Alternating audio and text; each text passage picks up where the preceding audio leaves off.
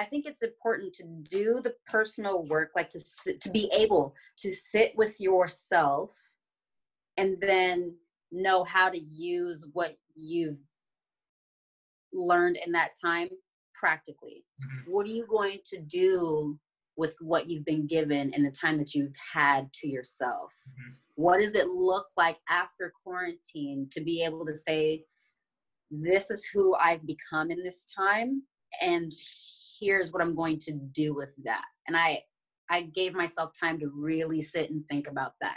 I'm still figuring that part out.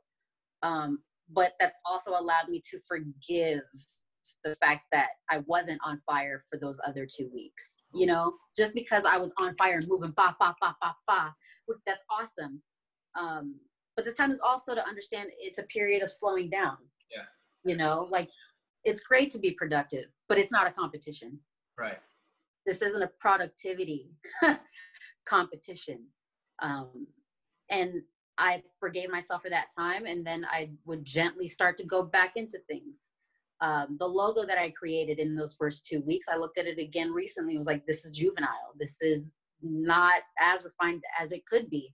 So I went back and learned a whole different program to recreate it, you know, and now it's better. I'm going back to those first 2 weeks where I felt like boom, boom, boom, boom, boom. I'm so excited about everything, and everything that I'm doing is awesome. And then having that reflective time, that break, and then coming back to those things and being like, okay, now that I understand who I am, this is how I can like practically manage those times, those things where I was super excited. Yeah. And like funnel them and channel them into something even better, something stronger. And I mean, I hope that makes sense, but I got you. I think yeah. What I'm getting is that two things. You're doing the cycle, which I love and I totally understand, and I try to practice as much as I can of, Mm-hmm. filling your cup and then, Yeah. pouring out when you have that, right? When you have the little bit extra, you can pour it out. Yeah. And like you said, you exhausted your creativity. So you Yeah. have to fill back up. Exactly.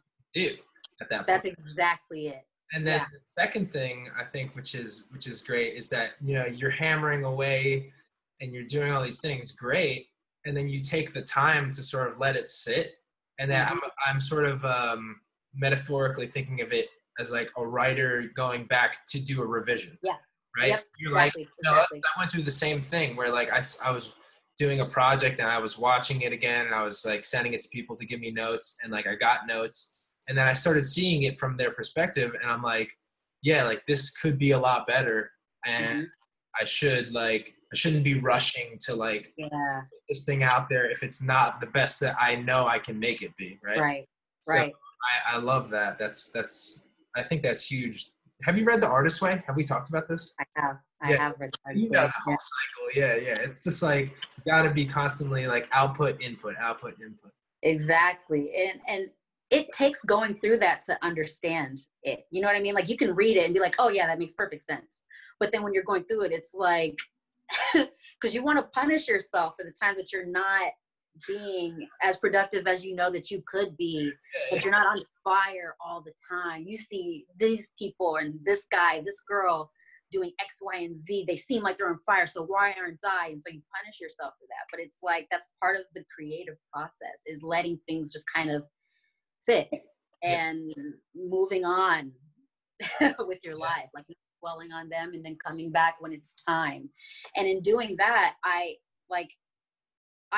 spend a lot of time watching YouTubers, specifically gaming channels. And I was watching one of my favorite gamers play the new Resident Evil 3.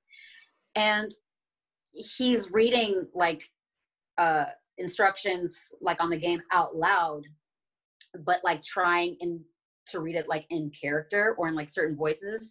And you think to yourself, oh, I could do better than that. Pause. Hold on, let me write this down like as a monologue. You know what I mean? And then trying, like, it's about doing that. Whereas if I was too busy thinking about being productive, I would have missed that. You know what I mean? I see. Yeah. It was in the relaxation time. Right. It was in the play time that I was like, oh, an idea. you know, so now I have a monologue that I'm going to work on Sunday to maybe put up Monday, you know, whereas before I didn't have that. Yes. Yeah. I see what you're saying. Instead of like, yeah, forcing like, oh, I'm going to get this monologue. I'm going to get this monologue. Take some Yeah, time, relax. It'll come to you in a strength exactly. way. And that, I think that has so much more power, because then if you're forcing to, let's use that example, the monologue, you Yeah, might pick a monologue that you're not fully connected to, right? exactly. Like now this thing has come to you. It resonates Yeah, with you for a reason. So right. there it is. Got it. Exactly. And that's all, it all comes back to like spirituality, right? It's about like receiving things that just come to you instead of like trying to stronghold it or like force it. Yeah.